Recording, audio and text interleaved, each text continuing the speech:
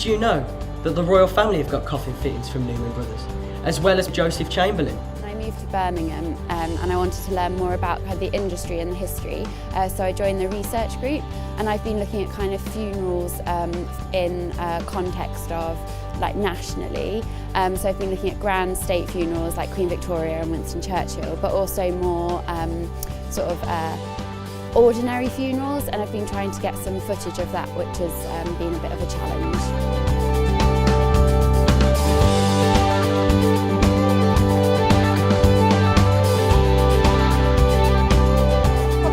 Exciting job I've ever had in my career so far. I'm responsible for managing all the contents and managing the return of the contents to the coffin works.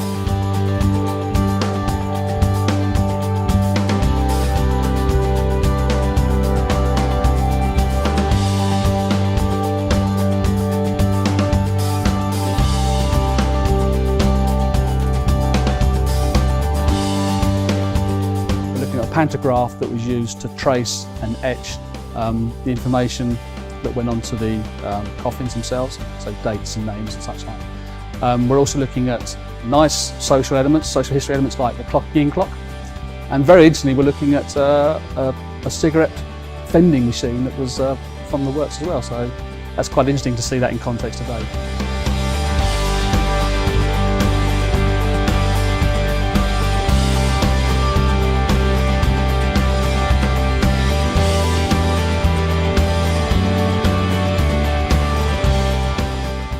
Men's work is down here. It's hot, it's sweaty, and you're in a pit. Not the best place to be. The noise, if these are going all the time, and they'll be banging away, and they'll be doing 60 of those, you know, a minute, all the way across, and that big one at the bottom there would be knocking the bejeebers out of them. They would push the fly press away from them to open it up, put the metal inside, and then pull it back down with great force. Both in the Victorian days, because they didn't have proper machines to do it, they can lose their lives and it's dangerous for them. At the moment I'm sort of researching from the trade catalogues how many coffin furnitures there were from 1892 leading right up into the 1970s. And just to give you an example, there were originally about 13, whereas by the 1970s it had gone down to about 3. What do you think the influencing factors are for the fact that Newman's would have had to close their business after, you know, starting out so strong in 1894? We had an emergence of the commercial coffin manufacturers who frankly could make coffins very much cheaper than we could, because we were using solid oak and solid elm for everything in those days. Chipboard being veneered was coming in very much so. Often in that process we get asked to produce a ceremony which is sometimes called a humanist service. Humanists tend to be less responding to religious tracts and information of God in their ceremonies. You can't make an omelette without breaking eggs, so we're at that stage where everything is very topsy-turvy. We're starting to uncover a few interesting things like windows that we hadn't known existed. So the cast iron windows, we've got a few more to deal with than we thought, and we found a culvert when we were excavating for an escape shaft. So there's some interesting things being discovered here.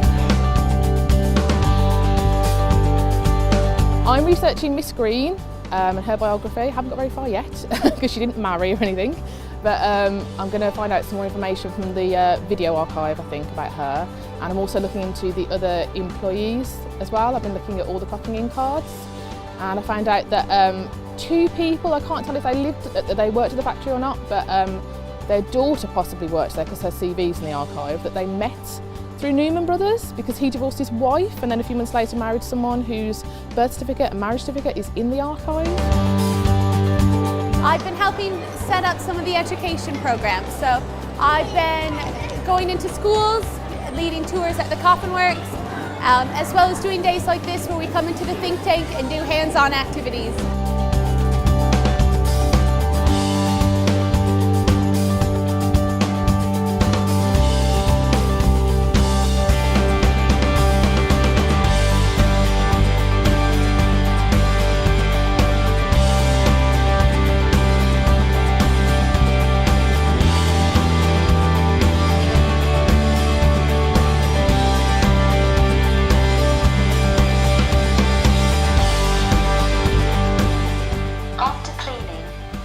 Items would then be placed with the sawdust, oil, stone and leather in hexagonal iron barrels in the barrelling shop, which is located in the basement. There's no need to build lots of new things and use new materials as well, because it's very important. And when you think about it, we're recycling as well, and not using new materials, and preserving history, and providing a very interesting shape of building as well by using this instead of just so many buildings now, just 4 walls and that's it.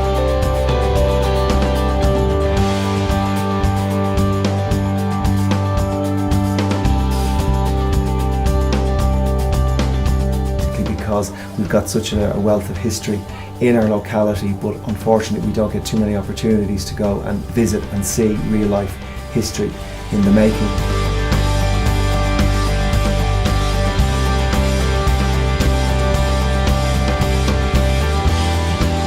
It's all been inspired by the Coffin works, and we've been doing some wonderful prints, and the children's work was far better than mine.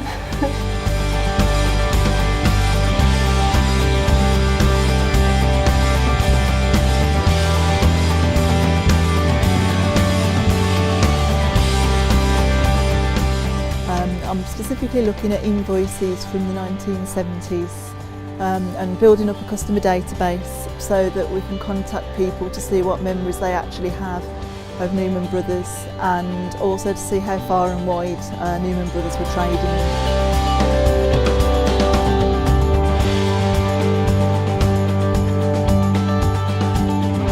We had a nun's funeral and there was a specific cross that was required, so it was a bespoke order that came from Newman's.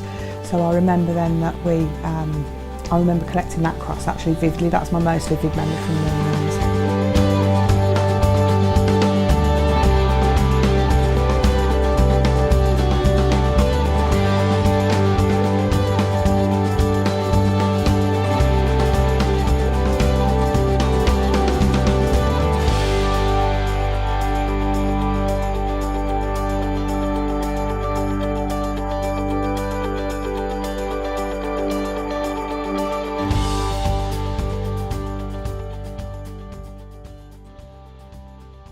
That worked in the factory devoted their lives to the factory, and it was a very Victorian, family-orientated work ethic that existed here. And you know, people were working here for 50 years. They really felt a part of it, and that's something that's really, really important as well. And so as part of the research, we've got interviews from some of the workers that used to work here, and we're kind of building a picture of some of the various different characters that also worked here. Don't get the wrong idea though, they don't let a good time interfere with the quality of their work. Make sure you have a look at some of the samples. I love looking through the sample book and having a look at all the different colours and designs.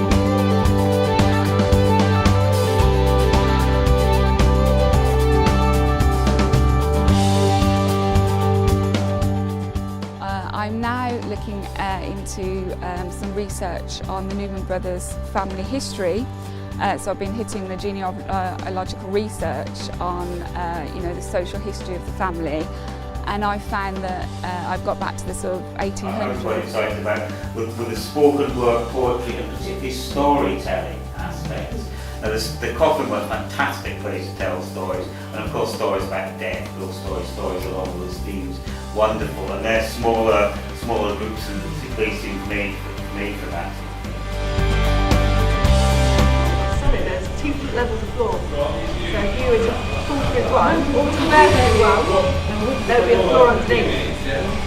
Yeah, it's definitely so. And then there's a telephone ringing, so visitors are asked to go through, pick up the telephone, and at the end of the telephone is a funeral director leaving an order.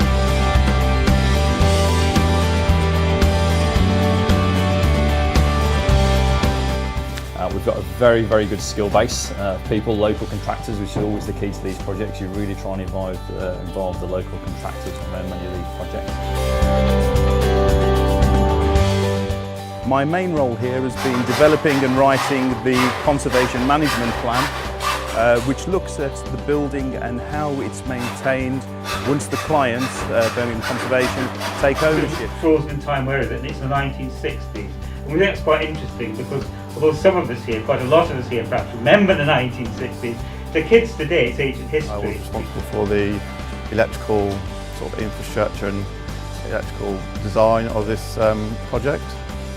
It was quite a challenging project due to the historic nature of the building.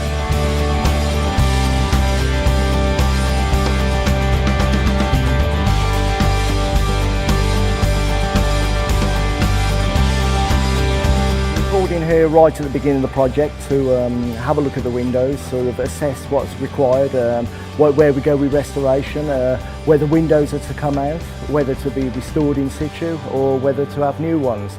At the end of the day, it worked out we did a general mix of all. The majority of them have been restored in situ, new glass where required, but otherwise keep the original glass and clean up and restore.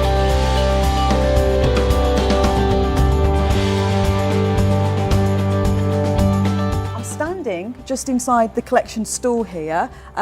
It's a little bit messy, it won't always look like this, but this is where the core collection is going to be stored. And by core, what I mean is the objects that are really important to telling Newman Brothers history, the unique objects. And more importantly, this store is going to be environmentally controlled. So we'll monitor everything from lighting, humidity to heat.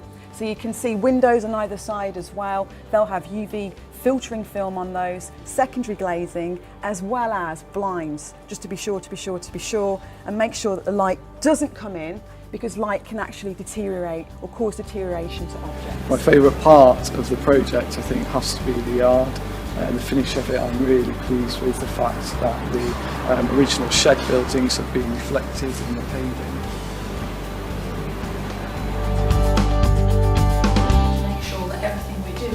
Is related to the people who either we're employing, who are volunteering with us, or who we're inviting. One of the biggest challenges, in fact, is the budget.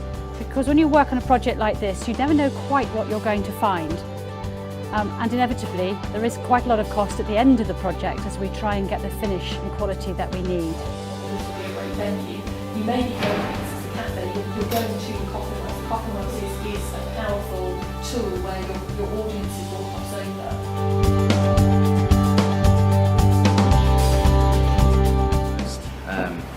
Favourite parts of the building would have to be the new doors which we've installed, designed.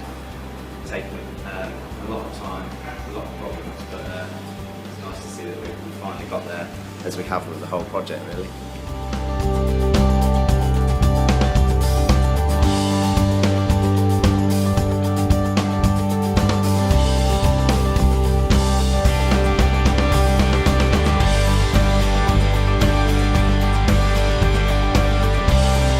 Just only a few weeks to go. What are the issues? Well, a lot of them. It's going really well. I mean, the key thing is that the rooms are looking fantastic. We can see the heritage spaces are coming through, and the thing that I'd feared all along on this project, that we're going to lose their character, that hasn't happened. So I'm really pleased with that. The units that we've made to let, the ones that are going to be occupied by the various businesses here, we've got a jeweler and a yoga studio looking at it, things like that. They're looking fantastic. The carpets are just going down now, and that's a real moment when the carpets go down.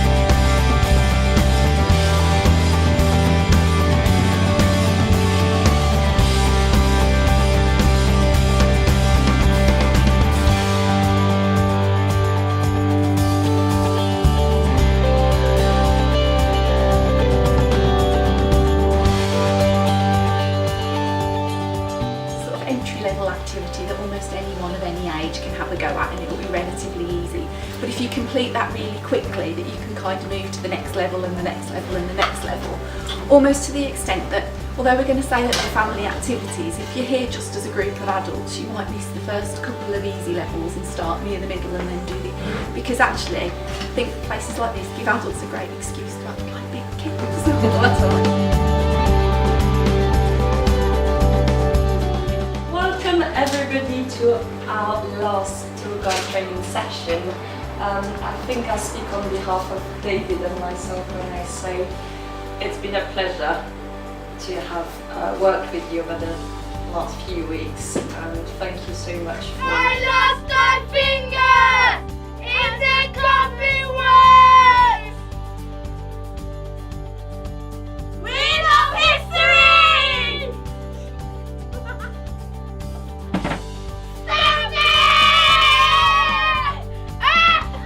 Victorian time! During quarter! We love the Coffin works!